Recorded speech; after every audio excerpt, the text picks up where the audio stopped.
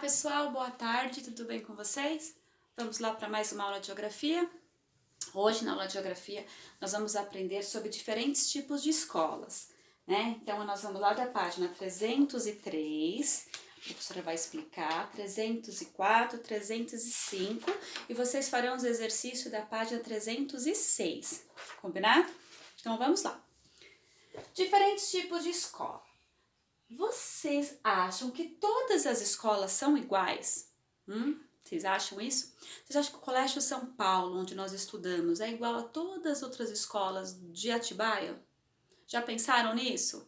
Vocês acham que todos os espaços que tem no Colégio São Paulo tem em outras escolas aqui?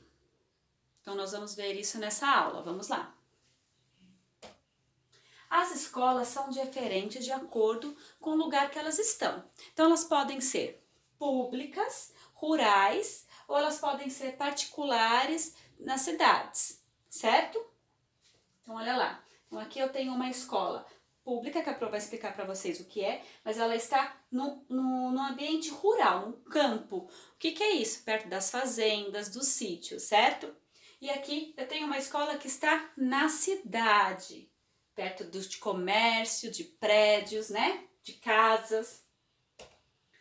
Existem escolas públicas que são feitas pelos governos. Então, o que são escolas públicas, Pro? Então, são escolas que os pais não pagam nem material, nem mensalidade e nem uniforme, né? E elas também fornecem o alimento para essas crianças. Então, essas escolas públicas são escolas de graça, né? Que quem mantém essas escolas são os governos que pagam para ter essas escolas, né? Então aqui eu tenho uma escola pública, vocês estão vendo que todos eles estão de uniforme, né?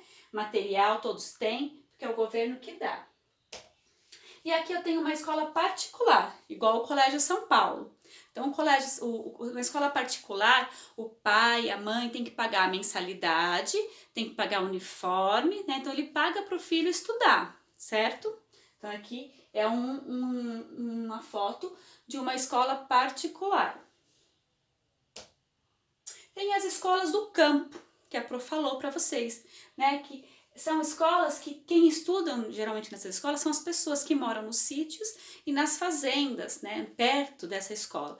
E para ir para essas escolas, os alunos eles vão de cavalo, de charrete e de carros de boi, né? Então, os alunos, para ir nessas escolas no campo, eles moram ali perto e eles vão com esses meios de transporte. Então, são escolas no meio do campo, né? No meio entre os sítios e as fazendas. Aí tem as escolas indígenas. Vocês sabem que no Brasil há muitos povos indígenas, né?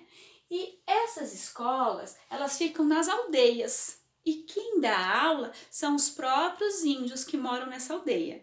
E lá nessa escola, eles aprendem igual nós, matemática, português, geografia, história e ciências. Só que além dessas matérias, eles aprendem também os costumes da tribo onde eles vivem, da aldeia que eles vivem, né? Eles aprendem as tradições, o que os pais ensinam. Os pais ensinam a caçar, a pescar, né? A fazer o artesanato, e aprende a confeccionar várias coisas, além de matemática, português, geografia e história.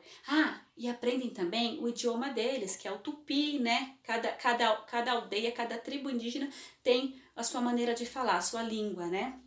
Então, olha lá. Então, aqui tem uma escola indígena. Tem lá o professor, que é da própria aldeia, e os alunos prestando atenção e aprendendo. Escolas quilombolas. Você sabe quem foram os quilombos na história do país? Já ouviram falar nisso? Quilombos? Será que já ouviram falar? Então vamos lá que a Pro vai explicar para vocês o que são isso, o que são os quilombos. Então, quilombo, pessoal, eram os locais em que os africanos iam morar quando fugiam das fazendas. Por quê?